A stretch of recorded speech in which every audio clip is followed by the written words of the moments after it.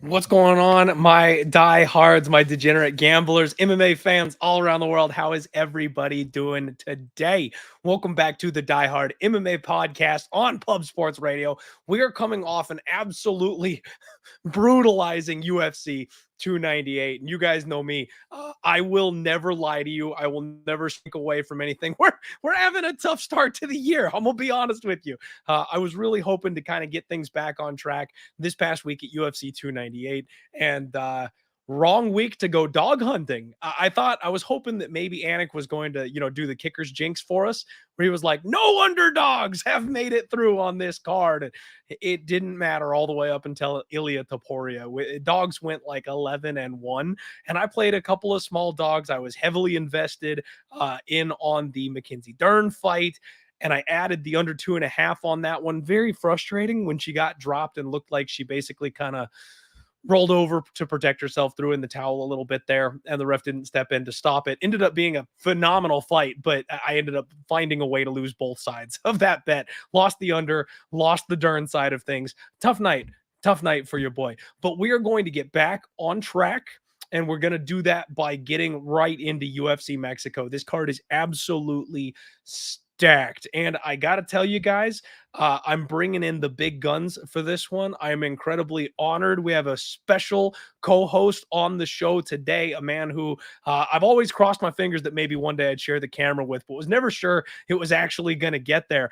He's agreed to spend some time with us. You may know him from Morning Combat. I know him from all the way back in the Sirius XM days. None other than Luke Thomas. Luke, how are you doing today?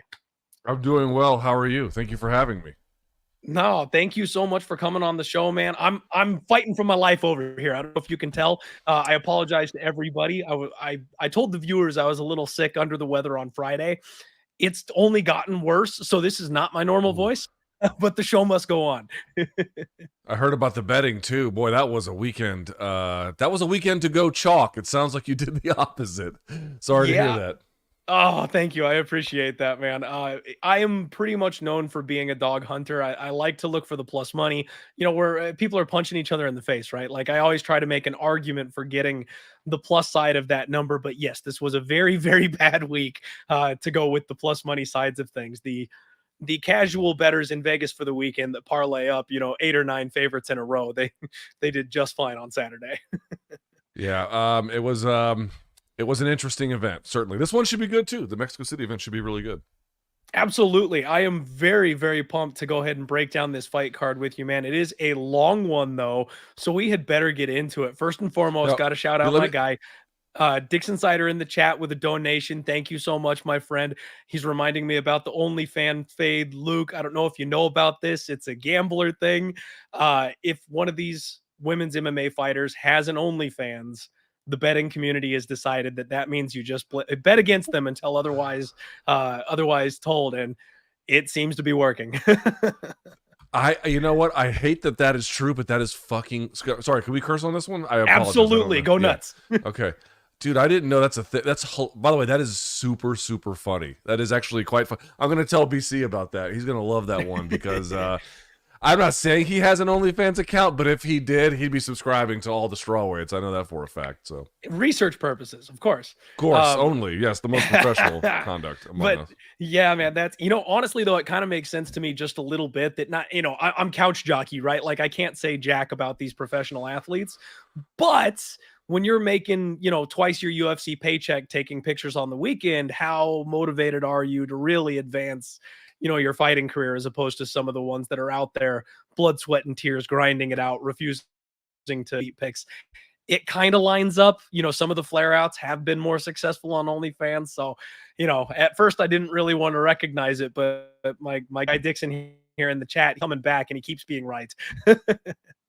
I hate that it Rate, almost sounds like you're betting based on a stereotype, and then the stereotype keeps proving true. That's kind of like a hilarious way of looking at it, but I guess there's something to it. Yeah, it's rough, man. When you try to buck the narrative, and the narrative's just right. It's tough. But again, Luke, I want to just say thank you so much for sharing some time with us here tonight. Everybody, you probably know who Luke is if you know who I am, but make sure you give this guy a ton of support for coming on the show this evening. We're going to break down UFC Mexico here for you on the show. And the first fight of the night is going to be Muhammad Naimov taking on Erik Silva.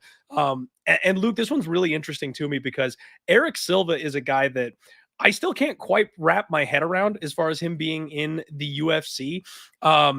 He is 36 years old, makes his UFC debut against TJ Brown, who is something of a middle of the road fighter kind of to me, right? TJ Brown's a guy I don't feel like I trust. He's got all the tools, sometimes can't quite seem to be able to put them all together to get the win. Kind of a bad look to be 9-2 at 36 years old, and then lose to a guy like TJ on your way in. The one thing I really love about Erik Silva's game is his ground and pound. When he gets on top of people, he is absolutely brutal and vicious. However, he's got a real soft strength of schedule pre-UFC. Most of the people coming on Contender Series, we can say that about them. But it's interesting that he's got a 2-year layoff coming into this one. He will enjoy a 1-inch reach advantage. But Muhammad Naimov is a guy that I absolutely, to his UFC run, very, very physically strong, good wrestling, power in both hands. He seems to carry it a little bit late. Even if he gets a bit tired, he can still crack deeper into the fight. Love his quick little leg kicks. I like everything about Naimov, if I'm being honest, Luke. I do think he's the side in this spot, and the bookies tend to agree he's a minus 340 favorite at this point. For me, that's, parlay piece type of range, and I'm having a hard time coming up with an argument for Erik Silva. Would love to hear your thoughts on this fight, man. Well, let me say two things here to be very clear. Like the kind of thing that you specialize in, which is undercard, what do I call this? Like full-on competency about what all these undercard fighters are doing. I cannot match that as a general rule, in part just because I have to break my time between MMA and boxing, and so just with the amount of attention I have to spend, absolutely. There's only so much you can do in a day. So I want to be very clear. I have a little bit more to offer on the main card than I will the prelim card. That being said, you mentioned the sort of strength of schedule for Silva, and if you look at the fights he had before the Contender Series fight, which was not a gimme, but he did win that one relatively quickly, very quickly as a matter of fact. But before that, he had 1, 2, 3, 4 fights in the Lux Fight League, which is, you can actually, depending on what kind of cable package you have, I actually have it through YouTube TV. I believe it is Latin American based. I believe it is Mexican based. I'm not entirely sure where they do most of their shows, but I've watched many of their shows. Not high quality fighters. And so it's not to dismiss the notion that any of these fights weren't difficult or whatnot. But if you look at it, he got all first or just 1 second round stoppage. The rest of them all first round stoppage. That checks out. He is, to your point, a dynamic athlete. He is a puncher. That stands that does hold up to some certain scrutiny. But the Naimov case to me is much more interesting. Loses on the Contender Series, spends some time getting a little bit better, and then his last 2 wins, very surprising. Most recently, the win over Nathaniel Wood, I just never would have seen that coming. Never ever would have thought that was possible. Nathaniel Wood was the guy who had all that hype. I mean, some of that has been changed over time, but you get the idea. So yes, I would agree with you. Let's go Naimov. I think he wins this one. The odds kind of indicate that he should win walking away. Absolutely. Yeah, kind of agree. And man, that his fight against Jamie Malarkey, one of those ones where classic Malarkey, right? He's kind of winning until he isn't type of moment there for Naimov. It seems like that power can bail him out. You know what I mean? It's definitely something brought to bear in the Nathaniel Wood fight. So I expect we kind of see that. And as long as he stays off his back, I think he'll be okay. With Erik Silva. And just so you guys know, Luke is definitely donating his time here for us. So if we're a little short on the preliminary card, that's great. We're going to save some time a little bit later on for more of the main card stuff where Luke might have a few extra thoughts for us to go ahead and put in on those. Absolutely not a problem at all. Next fight up, Victor Altamirano takes on Felipe dos Santos. And I'm sorry, Luke, I'm just going to gush over this card. Like, there's so many young up-and-coming prospects, lots of fighters being fed to us from Dana White's Contender Series, lots of upside. we're going to see that all night with these guys. Felipe dos Santos, 17-1, is just the pinnacle of that. 23 years old, absolute monster coming out of Shoot the Box, makes his UFC debut against Manel Kopp of all people. And it just seemed like a gimme, right? Like Manel Kopp was just going to dog walk this kid, knock him out in the first round, walk all over him. Didn't happen. He got the respect from Manel Kopp early with his own power, and he got the respect of everybody watching with his chin with some of the shots that he took in that fight, hanging in there. He's got a fast, stiff jab. He's got those hard chopping calf kicks, very shoot the box, right? He's got that stabbing teep kick that they do a lot. Nice knees up the middle. He changes range very well, switching from like knees and elbows to punches and kicks. I love this kid. Absolutely love him. And Victor Altamirano, 12-3. He's 2-2 off of Dana White's Contender Series. High pace, high volume, death by 1,000 cuts type of fighter, right? He definitely just kind of tries to keep the pace on you. Maybe a little pillow fisty. He does have a snappy left head kick. But the problem with him really is kind of his lack of physicality. 63% takedown defense rating. He is very active off of the back. He'll go for, arm bars, triangles, stuff like that. He'll strike from down there. This is a spot where I think Felipe dos Santos did the UFC a favor, saved a fight, gained everybody's respect, and now the UFC is kind of turning him around and giving him a fight to really showcase himself as opposed to his opponent.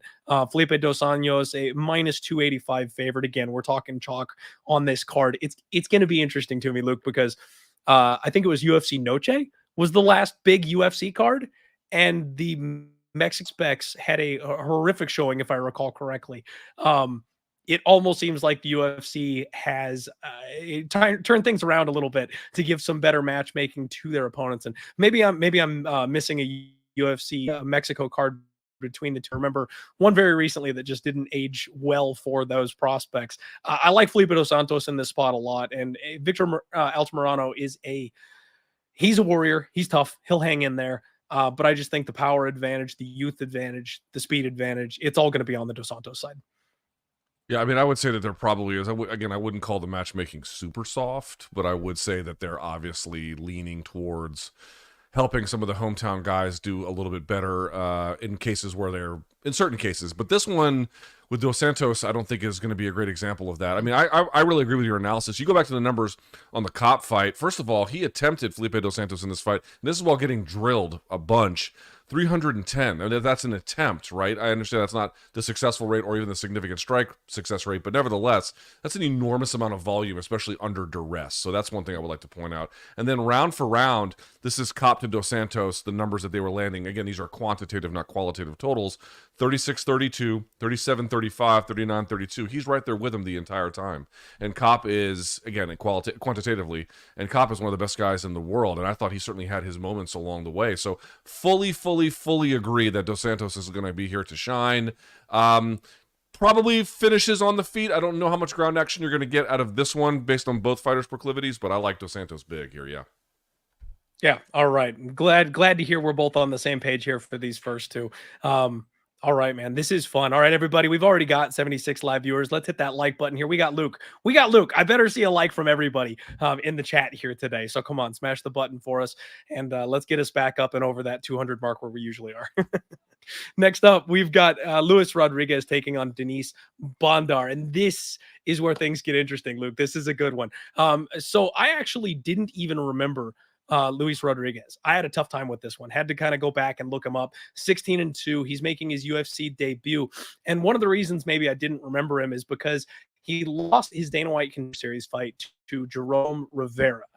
Jerome Rivera, who went 0-4 UFC and has since been cut from the organization. Now, going back and rewatching that fight, I kind of think the wrong guy got the nod. I feel like Rodríguez won that fight against Jerome Rivera. He stands in the pocket. He's always looking for big counter hooks. He's kind of heavy plotting on his feet. Definitely one of these blood and guts boxers, your power versus mine type of fighters. Sometimes he does get a little predictive, winds up big, bites down on the mouthpiece, and tries to send your head to the third row. But he's going to be fun. He's a good battler. Seems like he's got a skill set pretty much everywhere. He's durable. He's tough. And it seems like he can fight at this level. Denise Bondar, 19-4. 31 years old, 0-2 UFC run so far. Got submitted in round 1 by Malcolm Gordon. Now, that was the one where he kind of posted his arm and it snapped on him. So not a real submission from him. Carlos Hernandez kind of put a pace on him and busted him up, which was something I wasn't expecting, but he had back-to-back flukes, Luke. It was really weird. So he breaks his arm against Gordon. And this is the one, if you recall, where Hernandez did the body lock takedown where the head clash happened right at the end there. And they went to like a technical decision rather than giving a TKO victory to Hernandez. Just weird situations for this poor guy, Denise Bondar, to be in his first 2 UFC fights. But for me, if you're falling apart against those 2 guys, that gives me a little bit of an idea of your level here at the UFC. And I'm not overly impressed with what we've seen so far. I kind of like Rodríguez in this spot.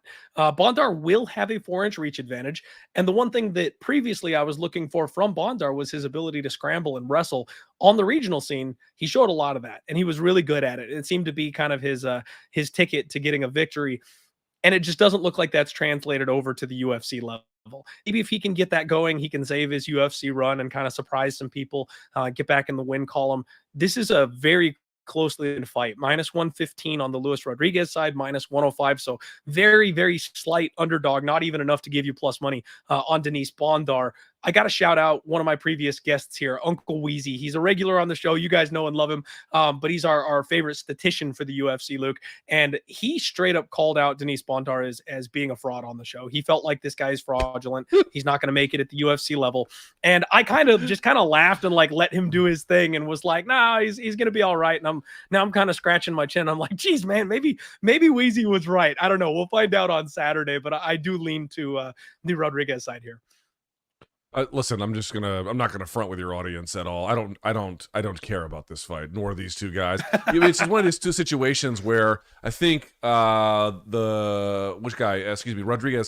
he's 24, right? So there's at least some possibility of a turnaround, or to build into something particularly more interesting. But if you're 31 and fighting at the level which you describe, and in this weight class, by the way, 125 pounds, it's curtains for you. So I have nothing to add to that, except I co-sign that analysis, and it sounds like there's much more interesting action on this card elsewhere, if I do say so myself.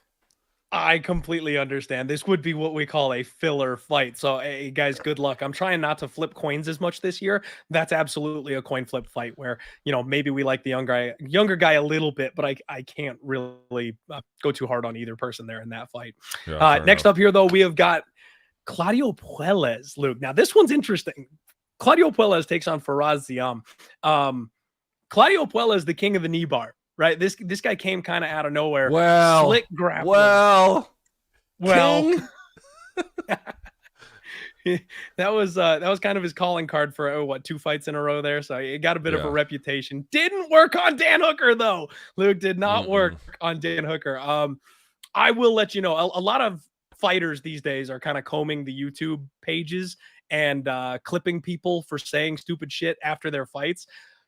Dan Hooker could have come after me, Luke. I love the guy. I've bet on him so much, and I've been a huge fan of his style. So, like, no disrespect meant, but I was ready to proclaim him dead. Like, when he fought Claudio Puelles, I was like, nail in the coffin. The UFC wants this kid on the rise. They're giving him old busted Dan Hooker, and he beat the brakes off him. Absolutely made me eat every single word. Could not have been more wrong about that fight.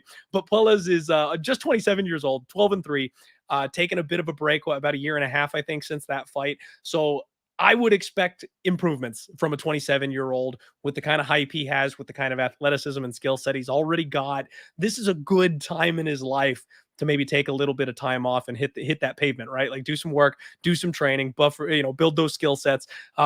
Seems like the UFC likes him and kind of want him to go places. Faraz Ziam, 14-4. He's also just 26 years old. You guys are going to hear that a lot. Between 24 and 7, 8 on this card. It's young as it gets. Lots of potential here on this card, but he's a bit of a decisionator. That's kind of the thing. He's tall, he's lanky, and he's just so hard to find in the cage. His defensive striking game is kind of off the charts.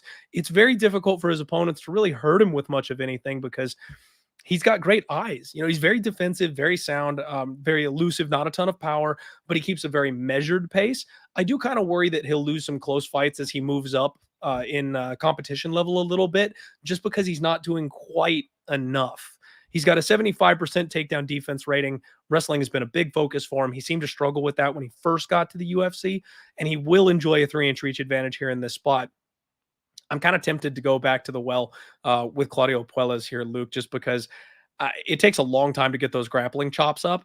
And if your defense is not perfectly on point, like I mentioned, Puelles is the type of guy that can snap off one of those submissions that maybe you're not ready for. You know, knee bars, ankle locks, those are tough to defend, especially if you're not, you know, purple belt or above, that kind of situation. Puelles is a plus 170 dog here. Ziam is the minus 205 favorite. And I kind of feel like if this goes under and it finishes, Puelles is winning. And if it goes over and it goes to a decision, then Ziam is running away with it and Puelles can't touch him. So a little bit binary, but I like the dog a little bit. What are your thoughts on this one? Man, so this one's interesting. I really like this fight. Now, I want to be very clear. My Spanish is not great. And by not great, I mean really bad. So I'm going to try to gringo these pronunciations, but not too much. I hope that's okay. Because my wife's actually on the other side of this door and she'll hear it and then she'll be like, what are we doing here? Like, this is not a thing. So the way she would say it is the best way I can pronounce it. So I'm going to say it is either Puelles or Puelles. I know it sounds a little weird, but that's the way it would read. But I would say this, if you're really good at leg locks in the way that he is, this is going to sound like a bit of an insult. I don't mean it that way, but I just want to be clear. If you go for them with the tenacity that he goes for them in, it's sort of central to your game in that way. You look at the quality of the guys he's beaten with it. I'm not saying that it's not worth anything, but it's a little gimmicky, right? It's not a fuller, comprehensive game. It's trying to center grappling and force people into these exchanges where even if they have some competency around leg locks, they may not have exactly all of the sort of the little tricks that you would have to advance it. And then mistakes compound each other very quickly, and then all of a sudden you're getting your hamstring stretched, right? So you have to be very careful with that. But as you saw with somebody like Dan Hooker, who is an experienced, talented guy, and probably a pretty good grappler that we just don't even really know about, these things have against somebody good, gimmicks don't work, right? That's the basic reality. But it can work for a lot of other people. The question is, where does Ziam fall into that category? He's weird, right? Like, in several of his fights, if you look at it, in 3-round fights, he never gets more than 60 strikes landed, or like right around that mark. And this is with like significant control time. So he has, to the point that you raised, good control time without like the requisite kind of ground and pound to really advance things. In fact, because he's not advancing them with strikes, they, to your point, keep going to a decision. And so I feel like if you just look at his numbers too, he's averaging less than 3 strikes landed per minute. It's just not a lot going there. So you got a guy who kind of reserves offense for a guy who just floods it. Give me, for the most part, give me people at this level of MMA who are more willing to flood it with offense than not to get their hand raised. However, there are obviously questions about how someone's going to perform when they're not using the broader array. I'm not saying Puelles doesn't have fundamentals. I'm saying he hasn't been showing that more recently, but to your point, there's been a break. So I'm gonna slight lean towards him in this one, noting that there are still obviously big questions. Yeah, absolutely. And that's, man, when it comes to the game we play over here, gambling, every once in a while you got to take that leap of faith, right? There's questions, you don't have all the answers, but at plus 170, that's where I go, okay, my faith can be stretched just a little bit if we're taking a shot there. And Luke, what happened this past year, unfortunately, over the holidays, lost my boy Link, and he was famous for howling with me every time we like won a bet, live on the show. He was always chirping in the background, and we came to rely on his senses anytime there was a live underdog. So what I'm doing for this year is every single card, we're going to go ahead and pick a dog in his honor. And this is the Link Memorial Dog of the Week. We're going Claudio Puelles to go ahead and come through as a plus 170 to get back on track. And that's going to be the one for us here this week. We've got a 2-3 record right now. So I got to do my part and get back on track to honor my boy here, Luke. I got to do better than that. We got to be positive. Dude, picking dogs is tough. It's not, dude, I mean, not to kill the metaphor too much, but you got to have a nose for it. Like it's really, really hard. Very hard. No, it's true. And I mean, weeks like last week, if you didn't pick Topuria, you weren't right when you picked a dog. So it is tough sometimes. Yeah. It is rough, man. But anyway, that's what we're going with this week. I'm excited. I can't wait. I'm hoping he knee bars another guy. Let's look for that sub prop when it comes out. We'll see what the submission line is for everybody. Right.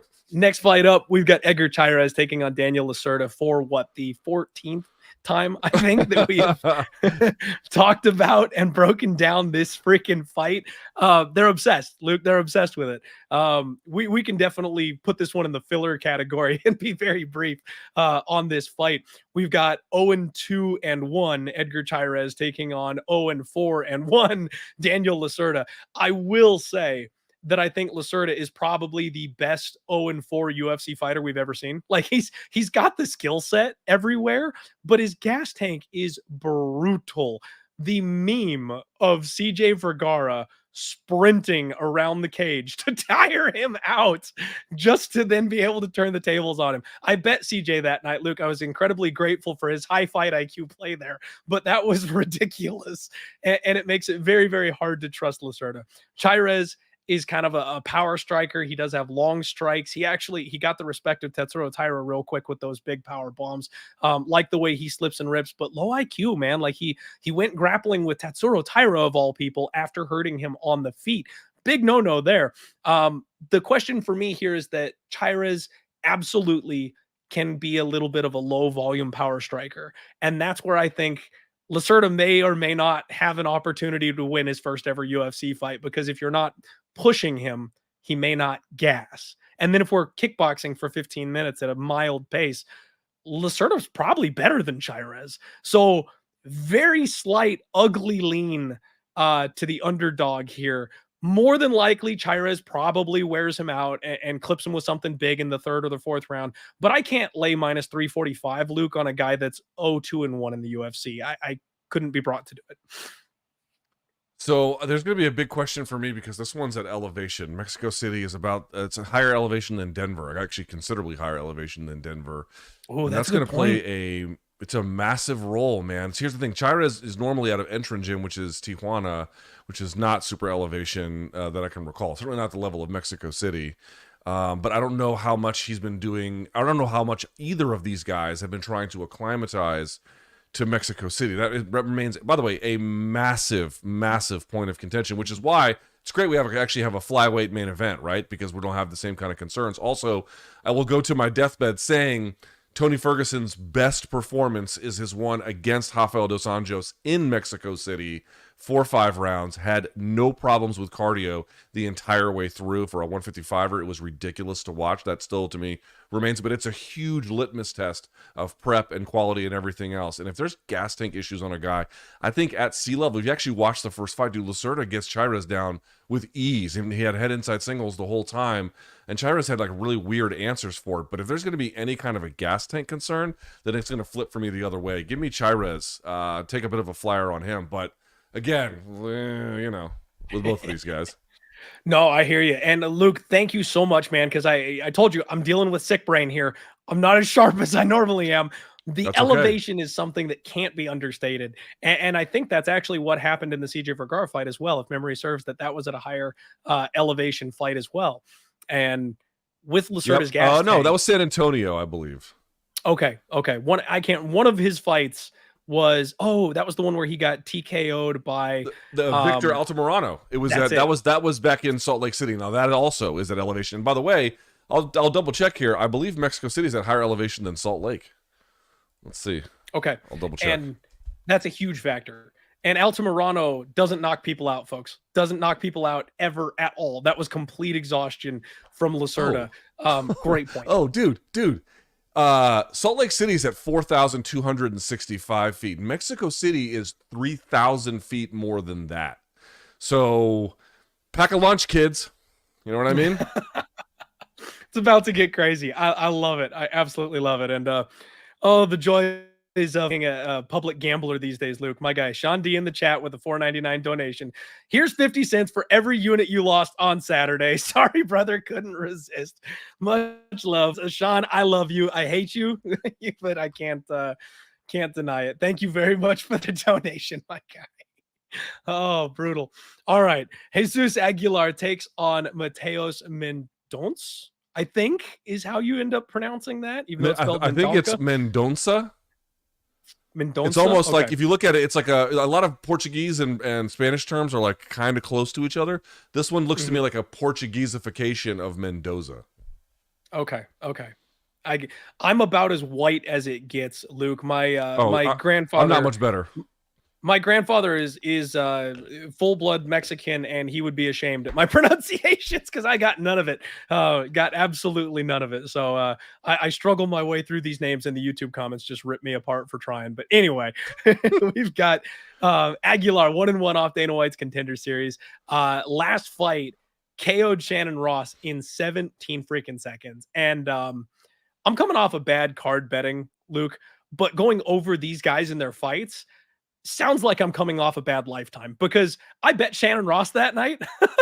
And my justification for that bet was that Jesus Aguilar doesn't have knockout power and doesn't KO anybody. And it took him 17 seconds to get him out of there. So unreal.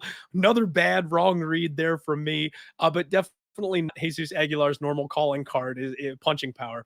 He likes to kick from the outside. He does enjoy himself a good brawl, decent boxing, good, well, decent, I guess I'll say, offensive wrestling as well. The big question mark for me is kind of the poor defensive wrestling. He's a little small for the weight class, always seems to be at a bit of a size disadvantage. He is aggressive off of his back, attacking for subs, things like that.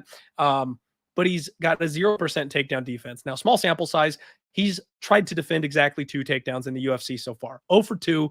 So can't really knock him for the 0%. You'd want a bigger sample size than that. But again, kind of speaks to his lifelong grappling deficiencies there. Mateus 10-2, 25 years old, 0-2 in the organization since Contender Series.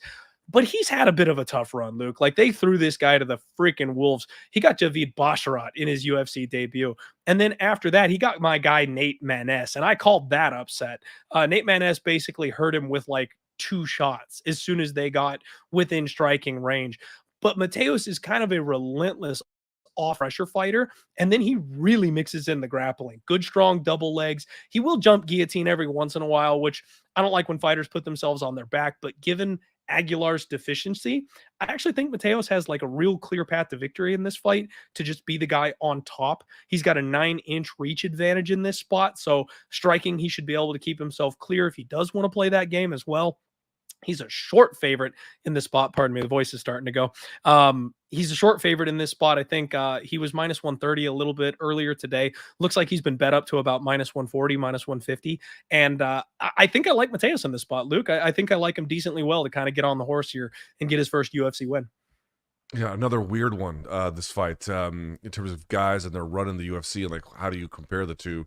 So, for example, you mentioned they gave him Javid Basharat. I mean, good luck fighting that guy in your first UFC fight outside the Contender Series. Yeah, it's just not going to go all that well. And he's got weird numbers, too. So, Basharat beat the brakes off of him, and then Maness really beat the brakes off of him. So, listen to this. Mendoza's strikes landed per minute 2, which is not high. It's a little below average, but it's not a disaster.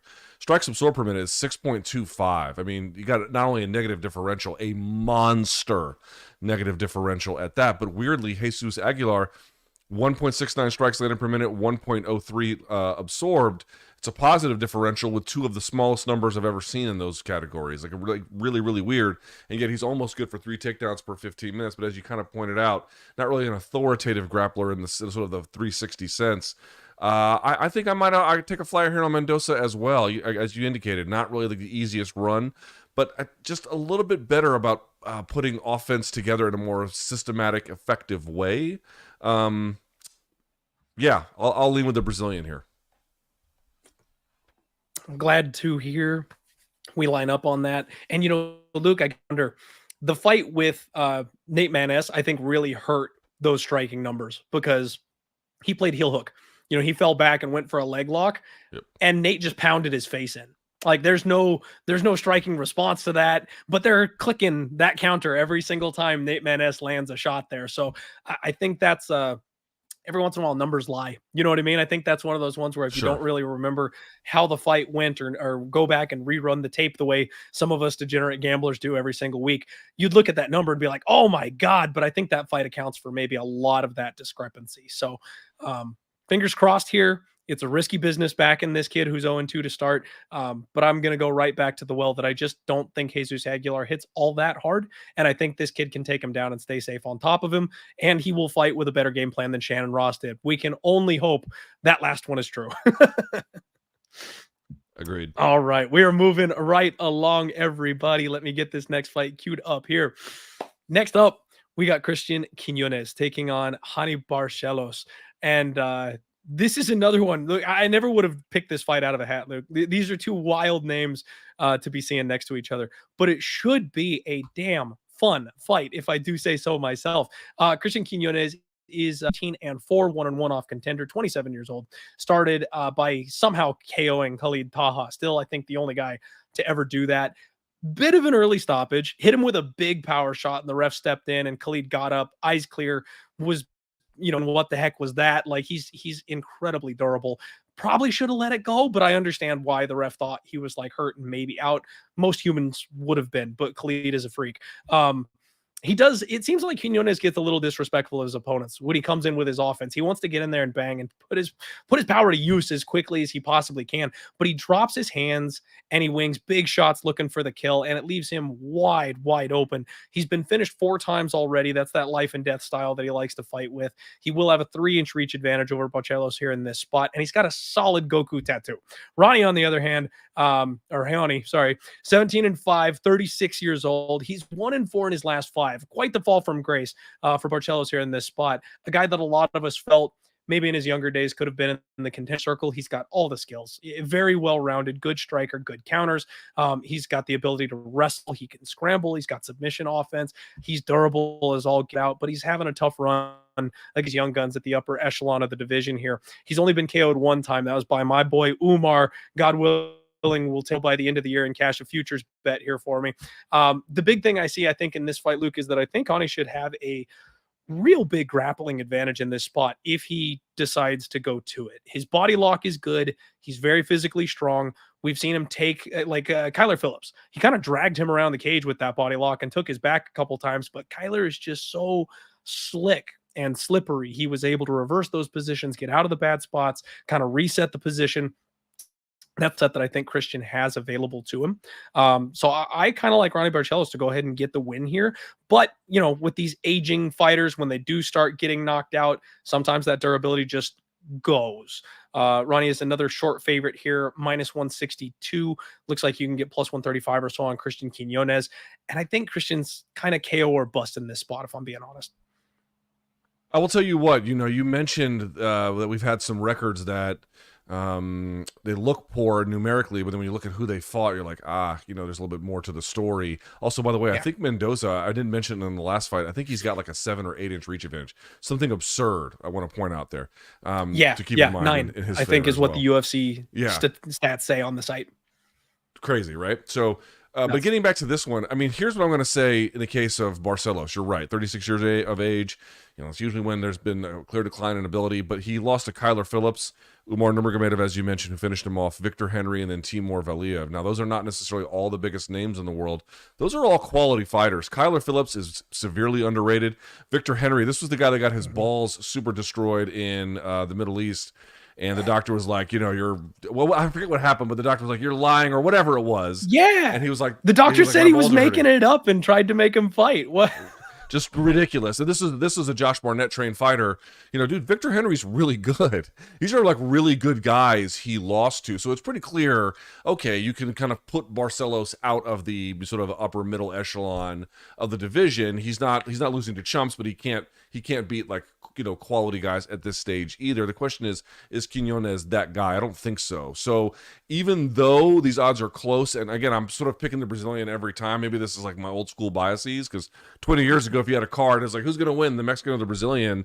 There wasn't like a Mexican scene to even speak of. So it just sort of, maybe I'm being a little bit unfair here, but I do think that Barcelos, God, I'm picking a 36-year-old at elevation. I don't know. You know what I mean? No. You know what? I'm gonna pull a 360 and I'm gonna pick Quiñonez. I will say he probably will struggle a little bit in this fight. I actually do expect him to struggle because I think Barcelos has some real ability, but 36 at elevation is a lot. That's a lot. It's a big question mark. I want to do some hunting. There's been a couple threads going around on Twitter. I saw you retweeted one just before the show. People talking about the training situations, etc. I Yeah. want to check and see what's going on with Barcelos before I decide to move on anything. Because you're right. I'm 36 years old myself. The knees are popping. Cardio kickboxing starts to suck. Jumping rope isn't as good as it used to be. Like, yeah, it's tough at that age to fight at elevation. I think he's the better fighter everywhere though, and I kind of can't get around that. So if he's got an okay training situation where he should be acclimated, I think I'm still going to go on the Barcelos side of things. Fair enough. Yeah, fair enough. I can get that. Well, I just, oh man, and I got to tell you, Luke, that's killing me. Last year, I called it the year of changing of the guard. Every single old fighter on the roster was going down in flames. The young guns are coming in, they're taking over, and it just worked. I bet on every younger fighter when it was time to swap out roles, and they just kept on plowing through.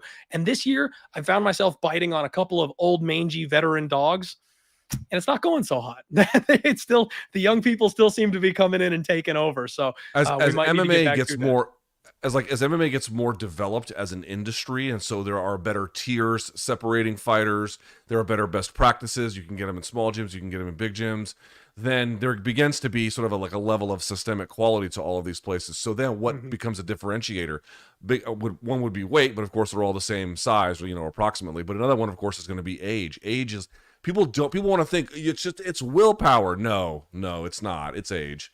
It's such a determinative factor the more MMA gets a little bit worldwide popular. Big difference. R.I.P. Volkanovski on Saturday. Speaking of, hey, dude, I tried to give people a heads up about Topuria at 35 stat. Like, it was just 27 versus 35 at 145. I'm just almost never gonna take that bet for 35. Almost never.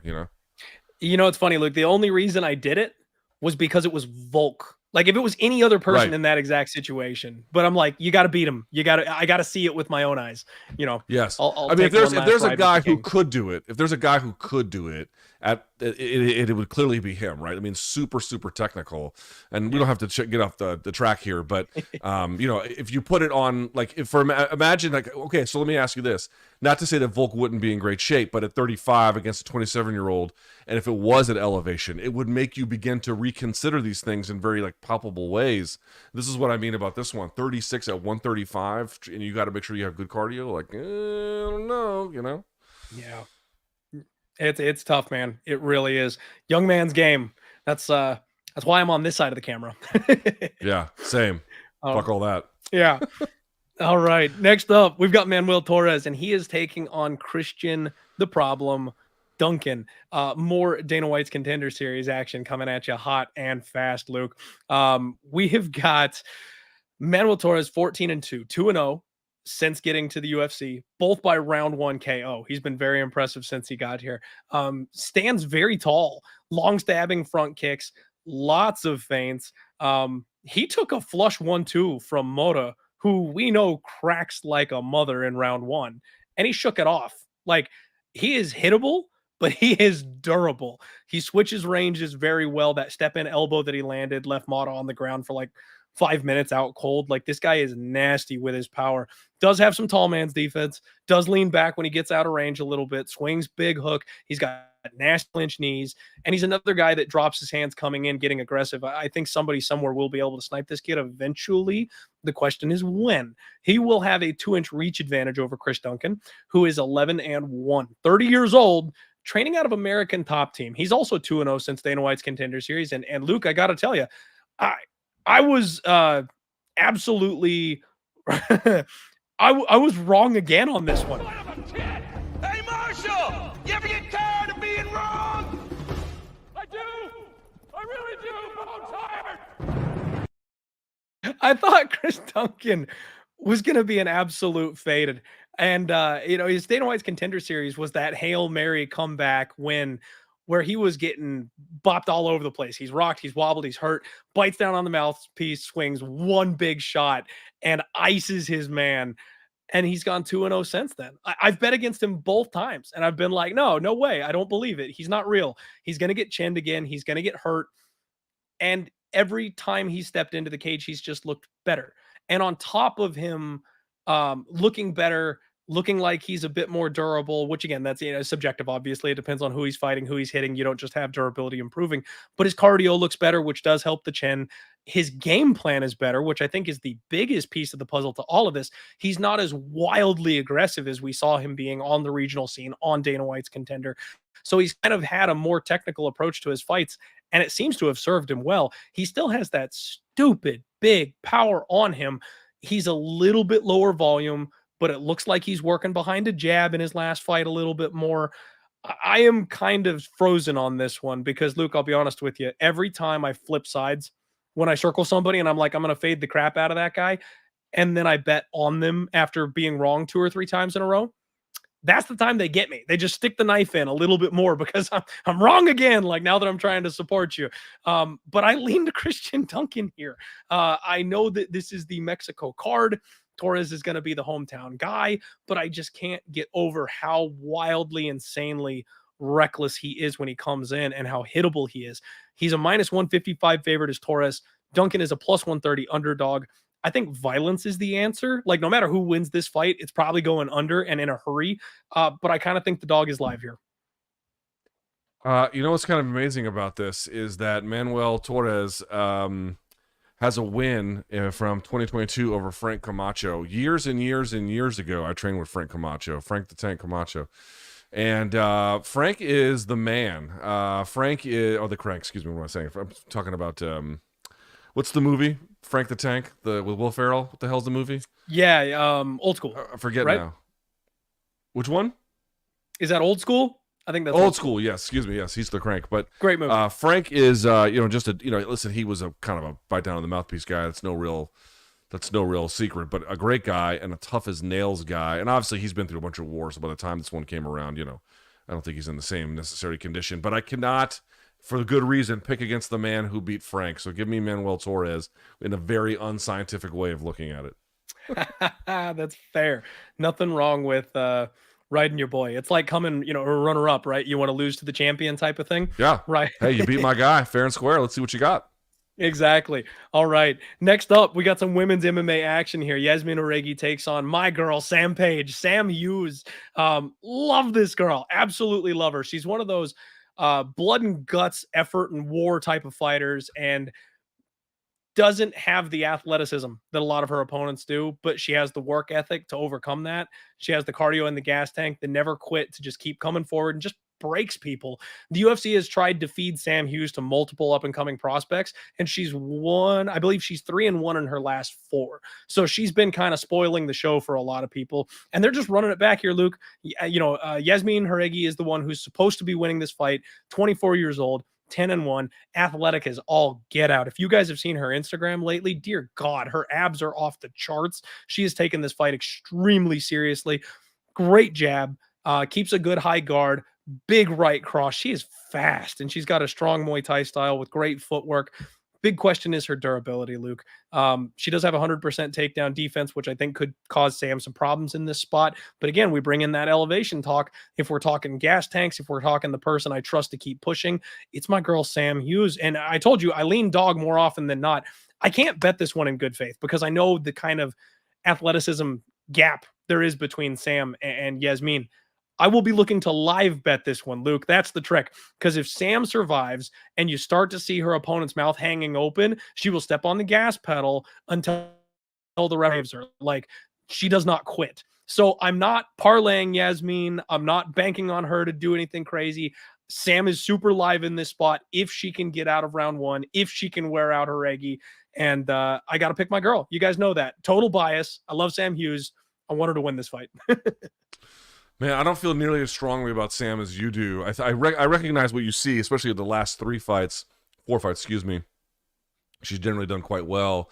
And again, the last fight that Jauregui had was terrible. I think 20 or 30 seconds, 2 big punches land, and then she gets polished off, and that's all she wrote. And then she had come in with an extraordinary amount of hype, and with good reason. Like, if you actually just watch the fuller tape on her, she obviously is very talented, although she did get rocked a little bit in the Lucindo fight as well. I think her first one, but she ended up winning that no problem in the end. So here's what it comes down to me. I think that Jauregui is I do think she is still should be considered a top prospect. Obviously, we need to double check and see how that goes. But she is too well rounded for me. And I'm, again, going back to that thread, I double checked that she's been in Mexico City now for some time. I do think she'll be acclimatized. She'll also have a bit of a hometown advantage in terms of any kind of competitive pressure that may exist there. And so I recognize what Sam brings, which is if you're not on your game, she will make you pay for it. I just don't believe, coming off of a stunning loss for a top prospect like this, who does show fundamentally good skill, we're going to see a repeat of that. I think Sam will make it competitive, but I think in the end, Jauregui will emerge victorious. Yeah, I was kind of counting on you to be the voice of reason, Luke, because like I said, 1000% bias. Sam is my let me ask you a question. Let me ask you: have you made money betting with Sam? Is that Absolutely. Like where the yeah, okay. And that's part of the love, right? Like I recognized that cardio and the never quit attitude and the comeback ability. And she got what's the one softball fight that she got? Sam? Yeah. Sam got one good matchup against, what was her name? I'm blanking here. Elise Reed. And that was the one where I was like, she's gonna maul Elise Reed on the ground because that girl just doesn't know what she's doing on the ground. And again, the cardio, I bet her against Estela Nunez. I believe I live bet her against Estela Nunez, and I did the same thing against Jacqueline Amorim, citing the submission defense because Sam is, again, she doesn't quit, man. The thing that worries me is Yazmin striking. I think Sam can survive against almost anybody on the ground. Her submission defense is very, very good, and then she'll kind of turn the tide over the course of the fight. But on the feet, it wasn't until Nunez slowed down that she turned the tide. And Amorim is much better than Nunez. And like you mentioned, I don't know if blue chip prospect is the right way to put it, but she's so good. I got to cheer for my girl. I can't back her with my money this week, Luke. I know the writing's kind of on the wall here on this one, but I'm praying, I'm hoping if anybody can do it, it's my girl, Sam, but definitely will be keeping my money in my pockets for this one.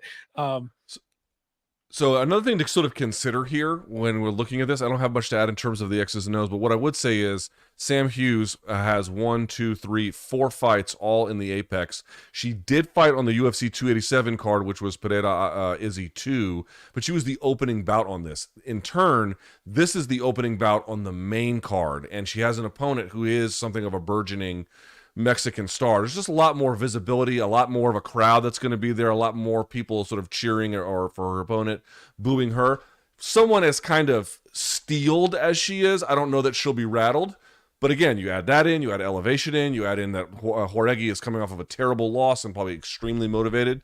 There's just a few too many things that are the wind at Jauregui's back for me to look the other way. Completely agree. And my guy Danny's already got me here. Clint will live bet Hughes after round 1 at plus 1,000. Not Fair wrong, enough. Danny. Yeah, not wrong. All right. Next up, we've got the return of Raul Rosas Jr. taking on Ricky Tercios. And Luke, I have talked about all the terrible, awful reads that I've had against most of these fighters here on this card, but I got to pat myself on the back on this one just a little bit here. I called the C-Rod upset, and I bet it with confidence. Cristian Rodríguez is my freaking guy. Very Sam Hughes-esque, where like I've identified the chink in the armor, and he's exposing some people that aren't quite ready for him, and people thought he was a bit of a bum.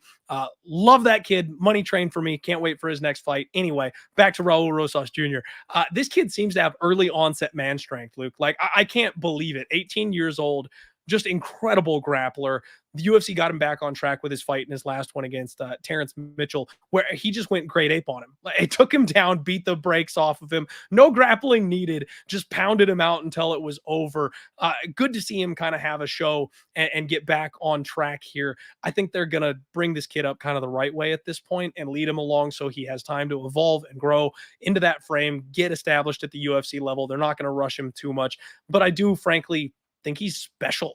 And a lot of people are kind of thinking he's not after losing to Cristian Rodríguez. And I think people are just missing how good C-Rod is, as opposed to, instead of tearing him down for that, be like, damn, no, the other guy actually turns out to be pretty good. Ricky Tercios, 2-1 off Dana White's Contender Series, 12-3 is his overall record.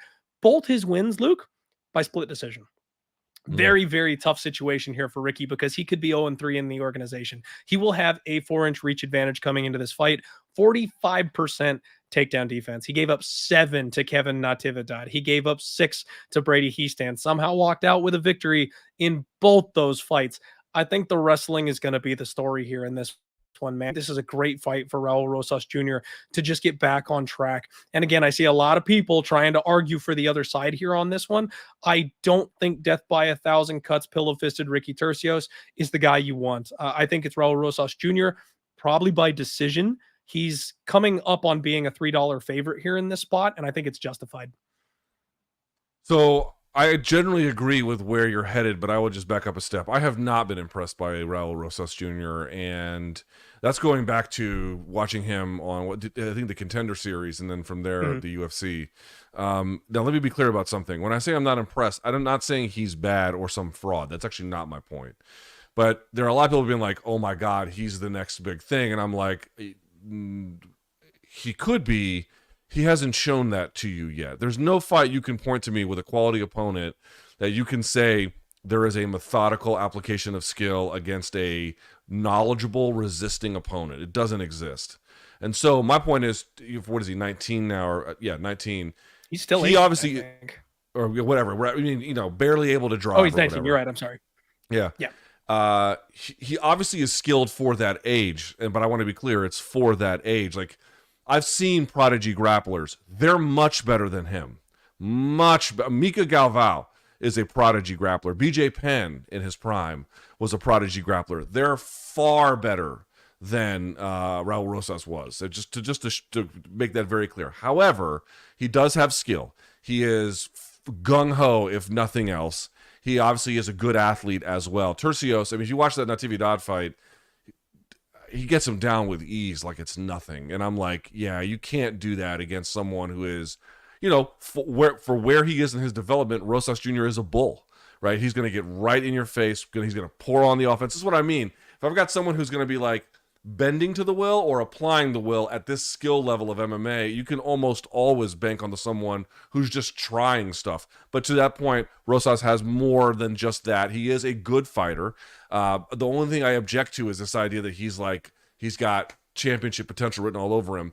People are just imagining that. Like, he has not in any way proven he's got championship potential, but he hasn't had to yet. He's 19. Let's see where it goes. He should win this one, no problem. Absolutely. For me, there's so few fighters that the UFC bookmarks at this age. I'm not the one who's spotting that championship caliber. I think somebody smarter than me they spotted Sage too. Sage Northcutt. They spotted. That's fair. They spotted Paige Van Zandt. Like, they spotted lots of people. Like, dude, here's the thing. It sounds like I'm bagging on UFC matchmakers. I'm not. Again, I want to be clear. Rosas might turn out to be really good. Turn out to be being the operative word, where he's 19. Like, he's not supposed to be that good. That's the whole point. How many 19-year-olds do you know who are supposed to be that good? Like, not many of them. But the reality is prospecting is difficult. It is difficult. There are people that you think are surefire, can't miss, and then they're busts. And then there's other people who you kind of surprised come along, and they work out. Or there's a lot of just ones in the middle. I have no issue with them trying this. It's just as the public, I've seen what prodigy grapplers look like. Slow the roll is all I'm saying. Completely agree, Luke. The Eagles tried to take Jalen Reagor over Justin Jefferson once upon a time. Sorry. Prospecting is very, very difficult. Man. Dude, the fucking Wizards picked Jan Vesely instead of Kawhi Leonard. What? Somebody somewhere had an idea, man. Oh my God. All right, guys, we got 3 more fights. Smash the like button here for us. Let's get into these awesome fights here to wrap up the card. We got Daniel Zellhuber taking on Francisco Prado. And Luke, of all the fights on this card, I am baffled at this one. I am absolutely baffled at this one. I love it. It's fantastic. I'm shocked they made it. Daniel Zellhuber seems like, he's the golden boy, right? Like, he is the golden boy. He's 24 years old, and he's got Mexico in the palm of his hand. But then you've got Francisco Prado, who's from Argentina and is 21. since when does the UFC make these fights? Like, they're throwing these two potential stars at each other immediately in their careers, and they just don't normally do this. So I'm kind of floored by this, to potentially choke one of these guys way too early in their career. Zellhuber is 14-1, 2-1 off Dana White's Contender Series. I've been a big fan of him ever since he got here. Love this kid. Great frame, tall, long, slick, great feints, big, powerful kicks, strong hips. We saw the submission upside a fight ago where he caught the anaconda choke. So he's rounding out that skill set. 8-inch reach advantage for Zellhuber here. Francisco Prado, 1-1 off Contender Series, a bit more of a rough run, but he just melted Ottman Azaitar in his last fight. This kid is a bull in a china shop, man. Just 21 years old, like I said, vicious power striker. The only issue for him was that he reminded me a little bit of like Chris Curtis. Could not catch Jamie Malarkey. Like, had no answer for like the footwork and the movement, couldn't track him down. If you're willing to stand in the pocket and brawl with this kid, he can knock anybody out. I'm confident of that. He's got a good blast double leg, a good leap in left hook. He's got huge power, tons of potential. Zellhuber's got to fight the perfect fight here, man. I know a lot of people who are already laying their hard-earned dollars on, Zellhuber in this spot. He's, again, a -300 favorite. This is where I start worrying about someone kind of taking a poop in the apple pie, because, like, if Zellhuber slips up, this is the kind of kid that will make you pay for it in a big, big way. I'm not so quick to write off Prado in this spot, Luke. I think this is a very dangerous fight, but one I'm very excited to watch. I mean, here's how fucking old I am. Prado was born in June 16th, 2002. That's a month after I graduated college. Like, holy shit, the world has caught up. But pain. I'll say this. I generally agree with your trepidation, but for me, one way to look at some of these fights, as like a general rule, but especially when they go to like a specialized market, right? If they go to Japan, if they go to Mexico, is to say, what were the matchmakers trying to achieve here? Right, so you have to ask yourself, what were the matchmakers trying to achieve by making this? And sometimes it's literally, hey, we owe a guy a fight, Will both of you say yes, bang, here we go. There is no story. I don't believe it in this particular case. In this particular case, I think they're trying to maximize how many people on the card can speak Spanish and therefore can do media for them. But more to the point, they're kind of sorting Latin American regional prospects. Prado, to me, is an interesting guy because your assessment of him is correct, but I would add one more thing to it, which is he is actually pretty good at slipping and countering, which is going to be really important against a guy who's got an 8-inch reach advantage. The way I look at this is, I think what the matchmakers are trying to do is figure out, okay, Zellhuber looks pretty good. He's got a lot going for him. He's been battle tested a little bit. He has great, measurables in terms of his body type. He is with a skilled team, the whole 9 yards. Let's give him somebody, even in his hometown, that he should be able to beat, but might offer a particularly unique kind of danger, despite whatever physical advantages that are conferred by the matchup. That's what I think they're really... I know it's sort of like a complicated way, maybe, or a long-winded way of saying it, but I really do believe that. I think that they believe they've got something in Zellhuber, but they want to double-check, and this is a good, I'm going to say, relatively low-stakes way of getting a actually verifiably important and noteworthy test. That makes a ton of sense. It kind of speaks to, like I mentioned, the danger of this fight going in, and that makes sense. They want to see if he can kind of overcome that spot. So, man, all I got to say is I'm picking Zellhuber, but he's got to fight a great game plan. He's got to stay outside. Cardio's got to be on point. Sorry, didn't mean to cut you off, but to your point, he will get aggressive sometimes, and he will over pursue. And so a guy like Prado, 1,000,000,000% can make him pay. This is what I mean. If you really are the goods kid, like, this is the chance to show it. Absolutely. Love the analysis, Luke. Thank you very much for that. That's fantastic. All right, guys, we got 180 live viewers. Your main event, they're running it back. Yair Rodríguez takes on Brian T-City Ortega. And, the last fight for this one, there's been a ton of banter on this fight and how it ended last time. I believe Brian Ortega was like a -175 favorite going into that one. Yair Rodríguez out the gates looked like the far cleaner striker. I mean, we know that on paper, right? That shouldn't have been too much of a surprise for anybody. But the thing that got everybody going was the way it ended. A shoulder injury for Brian Ortega. I know some guys that are much better at jiu-jitsu than I am. Way back in the day, I was a blue belt. But people have informed me that Yair Rodriguez was actually attacking a viable submission. And it wasn't just a shoulder injury. That was a legitimate joint attack that was taking place. And so he should be credited with a submission win as opposed to a shoulder injury. You look at Tapology, the official record is lost via shoulder injury for Brian Ortega.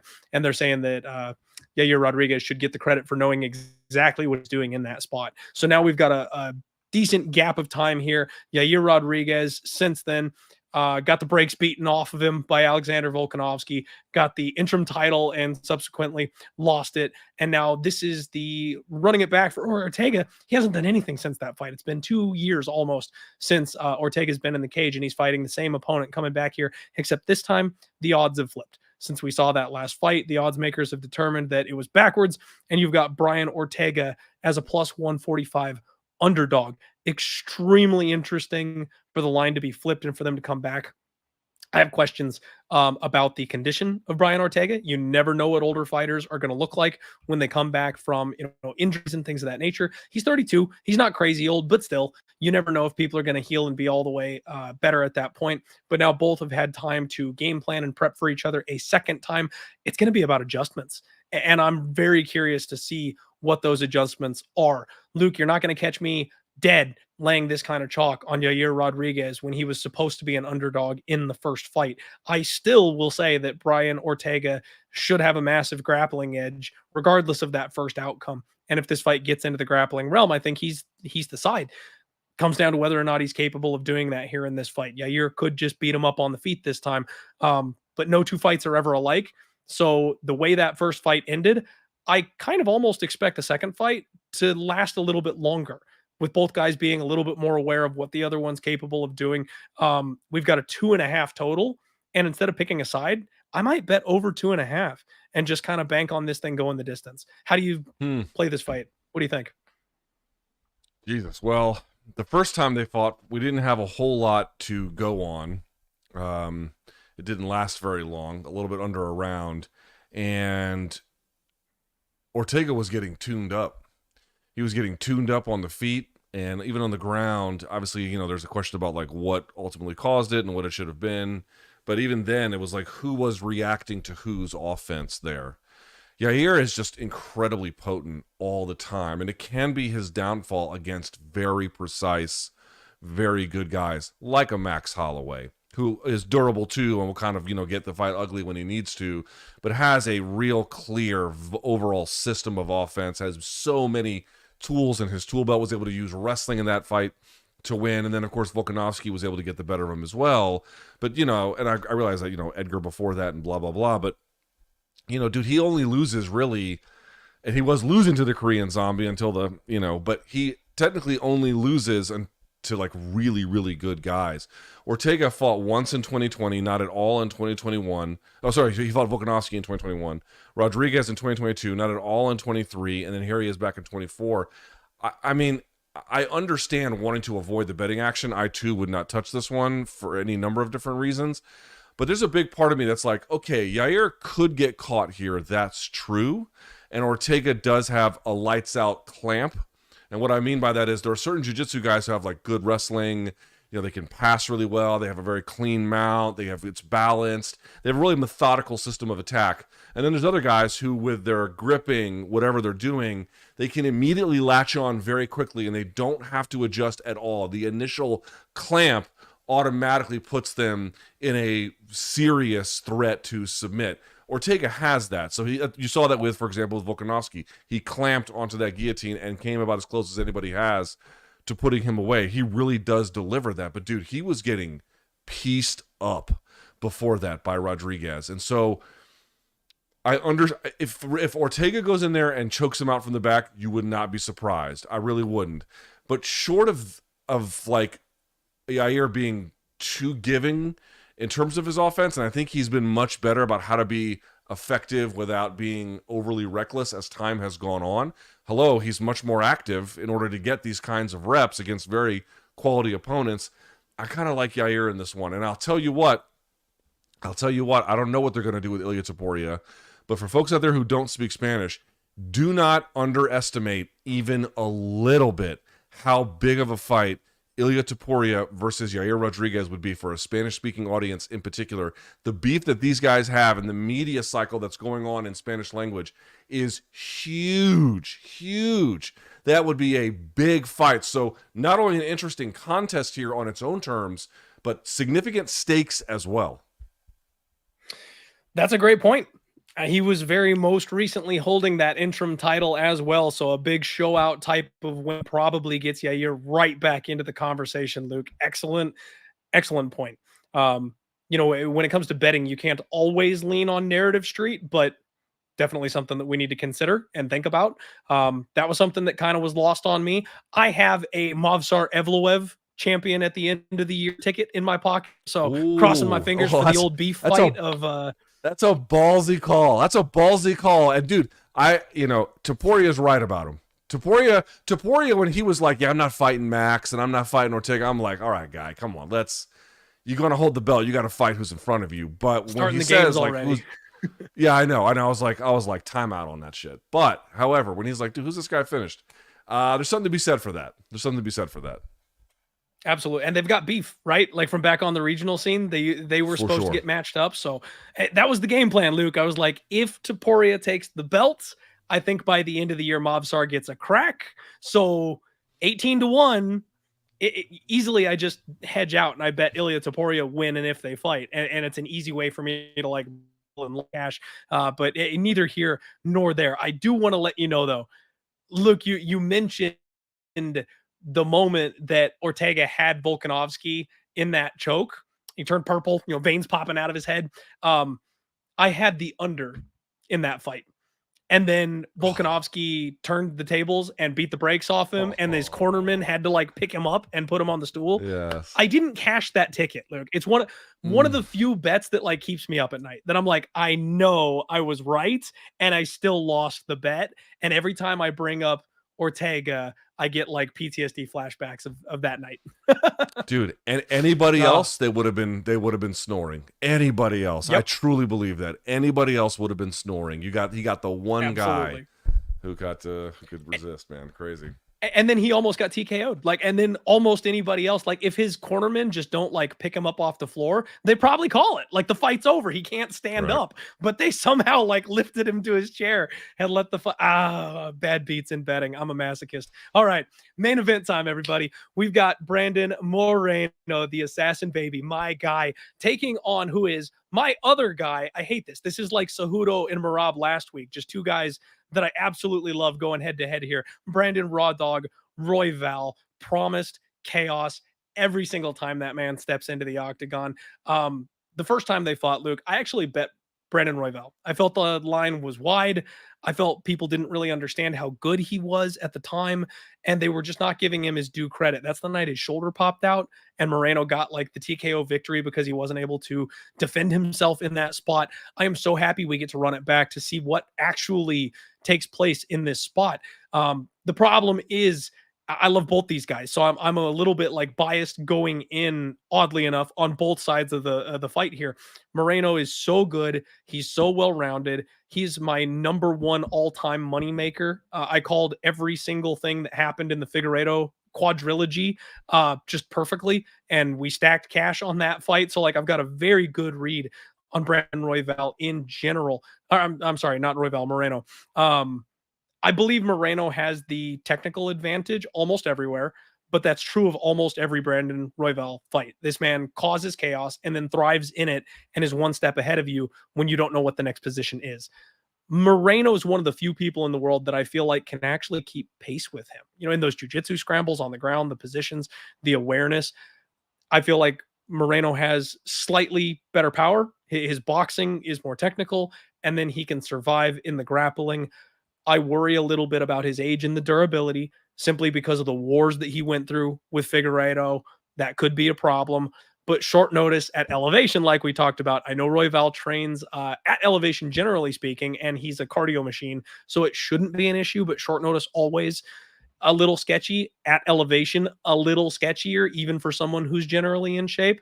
I got to pick Brandon Moreno, but I don't like this betting line. Minus 265 for Brandon Moreno, plus 215 for Brandon Royval. And we have a 3.5 total. Over 3.5 is minus 140. And if you've ever seen the UFC betting with Yanni, the Greek Luke, he's taught us that if you just blindly bet these over 3.5s lifetime, you're up. Like, it's just a weird thing. Like when they move the number in a main event from 4.5 down to 3.5, over is like a blind automatic play. Now, obviously, last week that didn't work. KO first round from Topuria, but I feel like that's what we're going to get more of a chess match in this fight. I think both these guys have the cardio to go deep. I think that they'll be aware of each other again, kind of like the Ortega and Rodríguez situation. Make adjustments. Unless we get another freaky injury where somebody's knee or ankle pops, God forbid, please don't do that. I think this fight's going over. So I might look at over 3.5 for the main event bet, and I'll pick my guy Brandon Moreno, and then cry a little bit, no matter who loses, because I don't want to see him take the L. So I share some of your similar concerns. Like, for example, what Moreno's only 30 years of age, but he has had numerous difficult fights with Deiveson Figueiredo, and then that last fight against Pantoja was brutal. I mean, again, we go back to it. Remember what Pantoja said after the fight was over? He was like, "Dad, are you proud of me now?" Like, something deep within him was pulled, and that can only be pulled under like the most a crucible, some kind of thing where you are transformed temporarily to let that go. Otherwise, you would never see it. And so that was a really hellacious experience. Now, Pantoja came from that against Royval and looked pretty good. So maybe Moreno will be probably okay. And this is not like Volkanovski where he got head kick KO'd and then comes back within 4 months, which is semi-inadvisable. But at the same time, it was a long fight against Pantoja, and there's just a lot to it. So how long ago was that fight against Pantoja? That was in July of last year. So there's been a requisite, I think, it's been enough time at this point, but still, it's something on my mind. Here's what I'm going to come back to. Royval taking on a short notice, which is not great. Again, it's supposed to be Amir Albazi, which I think would have been a much different, very difficult fight. But Royval is game. I have no question he's going to be game. I don't think anybody does. And he is talented, but there's two things for me that are causing him problems. The first one I would say is that he does have a good grappling style that he is changing. I'll come back to that in a minute. But one of the things that's held him up, and like you notice it didn't do all that great against Pantoja, is, again, he's a black belt in jiu-jitsu, so I'm not saying his game is gimmicky, but he tries too many low percentage things all in chains. And you want chain stuff together, of course, you absolutely do. But there can become a point of diminishing returns when you put too many of them together. And he often finds himself in that. And what ends up happening is he just ends up staying in these suboptimal grappling positions, typically from guard or half guard or some kind of position underneath. He's good at preventing the pass at times. He doesn't get his back taken too badly. Yes, Pantoja is able to obviously make some gains, but most guys are not going to get that kind of thing on him. I don't know if Brandon Moreno is going to be that guy either. So, but I do wonder if he'll just be too willing to go for low percentage stuff in succession, and then ultimately you just look at the clock and like 4 minutes have passed and you don't really have a whole lot to show for it. I do think that's a concern. The other one, though, that I look at, and you did see evidence of this in my view in the Pantoja fight, namely his overall style was kind of out there and electric, but out there, and it didn't put defense first really at all. And I think he came up short in a lot of intervals where he was like, not only do I think I could beat that guy, but I know I didn't get my best that night. In fact, he talked to Brian Campbell of Morning Combat and kind of mentioned, as he gets more mature and he gets more understanding of just putting a little bit more thoughtfulness both into defense and then the application of offense himself. I bring this all up to say, to me, he's in this space where he had this kind of reckless style and he wants a more scientific style, but he's right in the middle.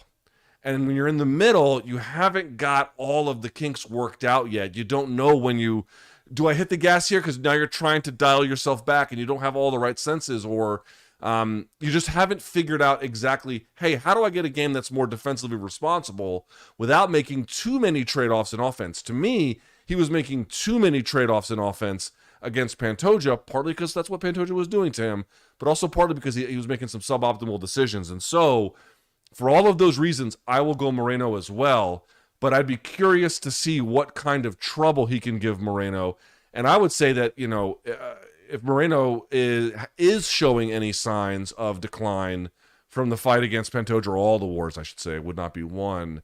Royval has I would say a limited, but real in that case, ability to cause an upset. But I like Moreno, and that's sort of what's on my mind. Okay. I absolutely love where your head is at with all of that stuff, Luke. And we have seen a big, I guess to put it in dummy terms, slowing down from Brandon Royval. It does seem like he's being a little bit more intentional about what he's doing in a lot of these fights, and changing your style is hard. I can't imagine, It's if you get to a certain point in your MMA career and then go, okay, now I need to fix this. Like I can't imagine what that looks like. And everyone understands this. It's always easier to learn offense than defense. Hey, show me how to throw a punch is easier than how to slip. How to defend. It's easier to defend a takedown than it is to secure one. But people always want to learn offense first, and they want to learn offense right away. Well, actually, okay. The takedown defense point undercuts my point, but I'm just sort of saying, in general, here's what I would say. I'll stick to this point.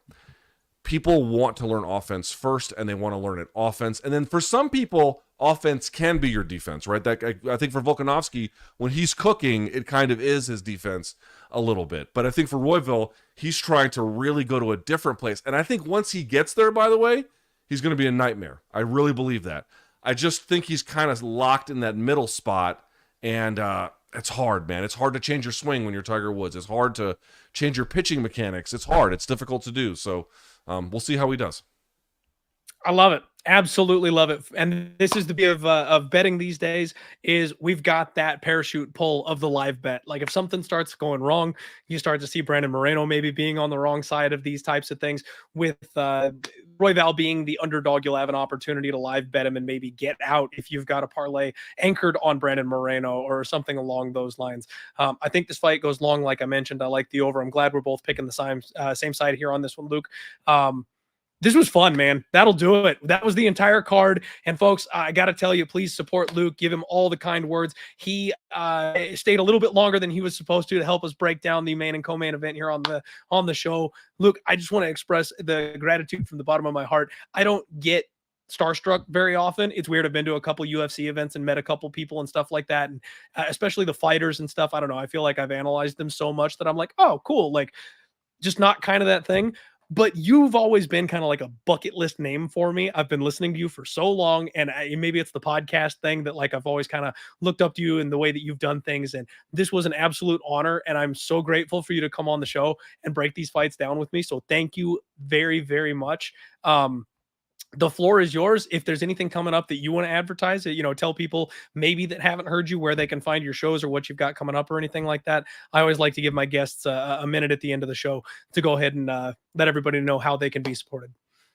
Well, thank you for having me. I greatly appreciate it. You certainly know your shit, and I'm sure and for the most part, all the dogs notwithstanding last week, I'm sure in general the betting advice is quite good. So thank you for having me. I really appreciate it. And thank you for all the years of support for listening to my various projects. I appreciate that as well. I'll make it simple. If you want more of what I have to offer, youtube.com/Luke Thomas. And of course, you can also go to youtube.com/Morning Combat. Try to do a few different things. Try to help you understand the game as best as I can. And if it's for you, great. If not, go fuck yourself. But no, I'm teasing. But come along for the ride. I cast a wide net. So I appreciate you having me. I love it. Thank you again, Luke. Everybody, thank you all so much for tuning in.